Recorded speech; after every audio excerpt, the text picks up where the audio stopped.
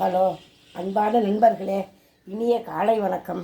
இன்றைக்கி நம்ம என்ன பார்க்க போகிறோம்னாக்க 10 மினிட்ஸில் குழந்தைகளுக்கு காலங்காலத்தால் டிஃபன் பண்ணி தரணுன்னாக்க என்ன பண்ணி தரலாங்கிறத பார்க்க போகிறோம்.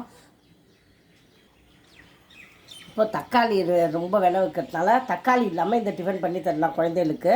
அதுக்கு தேவையான பொருள் என்னன்னாக்கா 2 உருளைக்கிழங்கை சீவி தண்ணிக்குள்ளே போட்டு வச்சுருங்க. பெரிய கேரட்டாக ஒன்று சீவி வச்சுருக்கேன். கொத்தமல்லி பொடியாக நறுக்கி வச்சுருக்கேன். ஒரு 20 பீன்ஸு பொடியாக நறுக்கி வச்சுருக்கேன். 2 வெங்காயம் பொடியாக நறுக்கி வச்சுருக்கேன். கோதுமை மாவு 1 கப்பு. இதே கப்புட்டு கடல மாவு 1 கப்பு போட்டுக்கணும். இது தனியா பொடி 1/2 ஸ்பூனு, கரம் மசாலா பொடி 1/2 ஸ்பூனு, பெருங்காயம் 1/4 ஸ்பூனு, மஞ்சள் பொடி 1/4 ஸ்பூனு, 1 ஸ்பூனுக்கு உரப்புக்கு காரப்பொடி. இந்த கடல மாவையும் 1 கப்புக்கு போட்டுன்னுட்டேன். இந்த மசாலா எல்லாத்தையும் போட்டாச்சு. ஒரு 4 ஸ்பூனுக்கு எண்ணெயை வச்சுருக்கேன். அதில் இந்த வெங்காயத்தை போட்டு வதக்கிக்கணும். அதுலேயே அந்த பீன்ஸு கேரட்டு போட்டு வதக்கணும். கொத்தமல்லியை அப்படியே போட்டுக்கலாம், நம்ம வதக்கணுங்கிறது கிடையாது.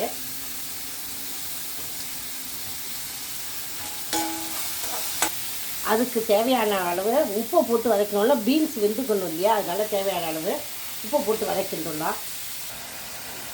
அது வேகிறதுக்கு கொஞ்சம் நம்ம தண்ணி ஊற்றிக்கலாம்.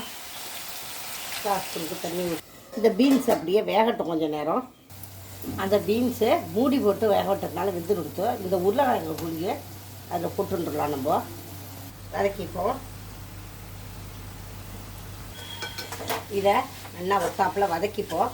வதக்கிட்டு அந்த மாவில் கொட்டினுட்டு ஓரளவுக்கு கெட்டியமாக அந்த மாவை கரைச்சிக்கணும்.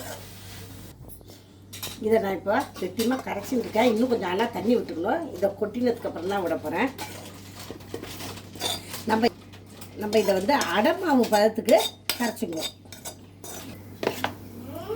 இந்த அளவுக்கு கெட்டியமாக கரைச்சிருந்தா போதும். கல்லில் கொஞ்சோண்டு எண்ணெயை வச்சு அதை இதுன்னு இருக்கேன், தடவி விட்டுருக்கேன்.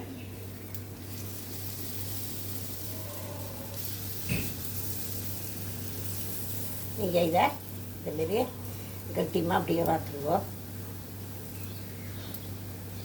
இதுமாரி 1 ஸ்பூன் எண்ணெயை விட்டு ஒரு மூடியை போட்டு மூடி வேக விட்டுருங்கோ. சிம்மில் வச்சு வேக விடுங்கோ.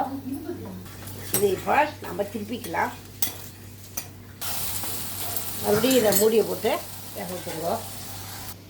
ஆல்ரெடி நம்ம கறிகாயெல்லாம் வேக விட்டுனுட்டோம். ஏன்னா கேரட்டு உருளைக்கிழங்குலாம் சீக்கிரம் வெந்துடக்கூடியது. அதையும் வதக்கிண்டாச்சானாலும் இந்த மாவுலையும் கொட்டி இதுன்னுட்டோம்.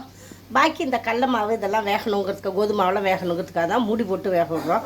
வேகுமோ வேகாதோ, குழந்தைகளுக்கு ஒத்துக்குமோ ஒத்துக்காதோன்னு பயப்பட வேண்டாம். இது இப்போ வெந்து கொடுத்து நம்ம எடுத்துட்டுலாம். நீங்கள் வேணாக்கா இழுப்பச்சட்டியில் ஊற்றி கூட இதுனுக்கலாம்.